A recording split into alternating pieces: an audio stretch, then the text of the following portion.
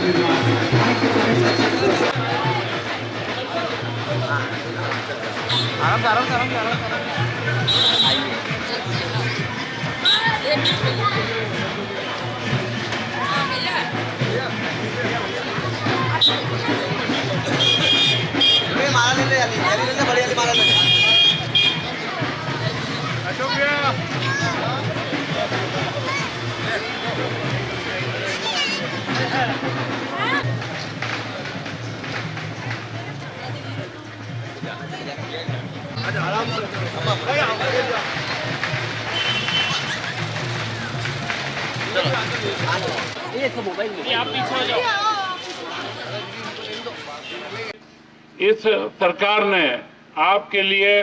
पर्यटन स्थल हो, आम जनता की सुविधाएं हो और विशेष करके इस क्षेत्र की समस्या एक अवैध कॉलोनी थी, बाकी अविकसित कॉलोनियां थी। अवैध कॉलोनियों के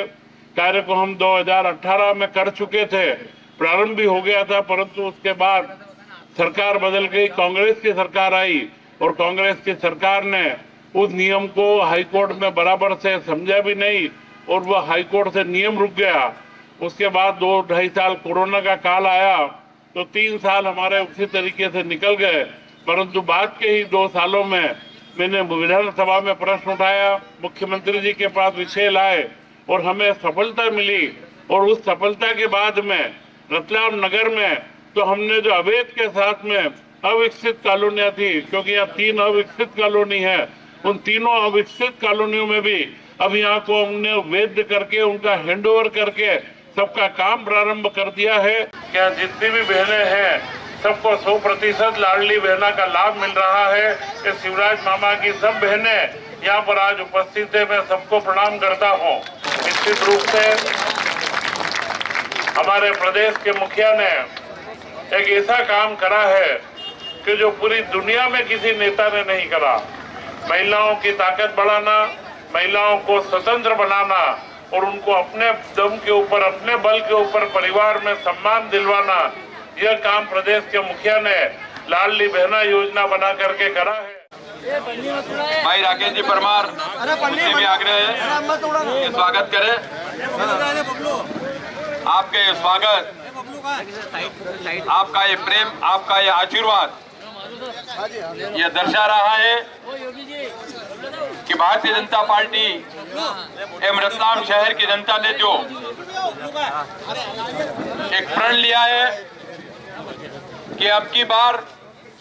56 पार और हमें विश्वास है इस रतलाम शहर के मतदाताओं के ऊपर और हमारे विधायक जी के काम के आधार पर हमारा यह लक्ष्य अवश्य पूरा होगा और 17 तारीख के रोज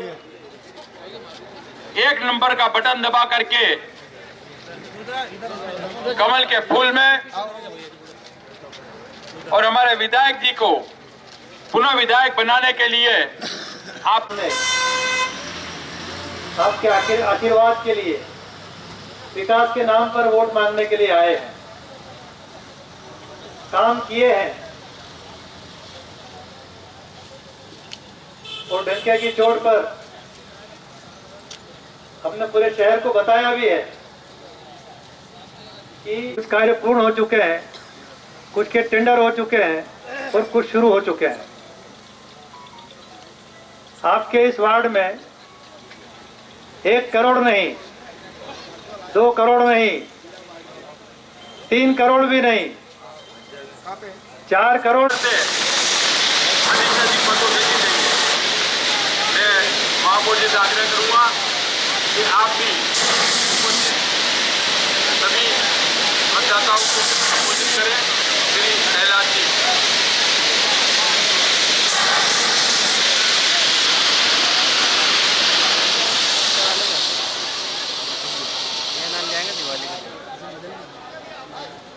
जब मैं पहली बार 2013 में विधायक बनने के लिए प्रत्याशी था, तब आप लोगों के क्षेत्र में आया था और उसी क्षेत्र में सारे कच्चे मकान थे और हमने प्रयास करा था कि आपके मकान वहीं पर पक्के बन जाए, परंतु रेलवे की भूमि होने के कारण वह असंभव ही था। कहीं पर भी पूरे देश के अंदर किसी रेलवे की भूमि पर मकान नहीं बने और तब हमने यह आपके घर के पास में ही, क्योंकि आप में से कई बंधुवर हमारे यहाँ के रेलवे के गोडाउन में काम करते हैं, तो उनको काम करने की जगह के पास में ही मकान चाहिए था, इसलिए हमने इसके पास में ही, अब तो रेलवे का यार्ड भी आपके सामने आ चुका है, तो यहीं पर आपको मकान दिलवाने का, और अब यह मकान आपके अपने मकान है, आपकी अपनी मालकी के मकान है, इसमें से कभी कोई जीवन में आपको हटाने की बात नहीं सोच सकता है। ये सारे मकानों की व्यवस्था आपके लिए करवाई और निश्चित रूप से एक आवास का मिलना, वह सिर्फ एक ईंट गाड़े हम सोचे कि सीमेंट मिट्टी का कोई मकान हो, उससे भी ज्यादा आवश्यक है आपके बच्चों का भविष्य का बनना, और आपके बच्चों के भविष्य के बनने के लिए अच्छे मकान का होना बहुत आवश्यक है। और मैं ऐसी उम्मीद करता हूँ,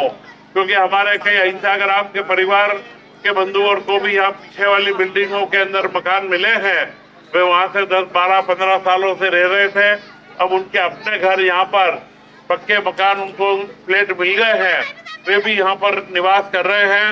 हर बार आपका आशीर्वाद भारतीय जनता पार्टी को मिलता रहा है, चाहे लोकसभा का चुनाव हो,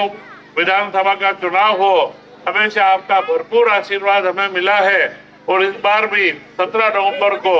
इस चुनाव में आपका पूरा आशीर्वाद मेरे को, अगर पूरा आप आशीर्वाद देंगे तो मैं पूरा विश्वास दिलाता हूँ कि निश्चित हम रतलाम के विकास की नई गाथा लिखेंगे और आपके बच्चों का सुनहरा भविष्य बनाएंगे।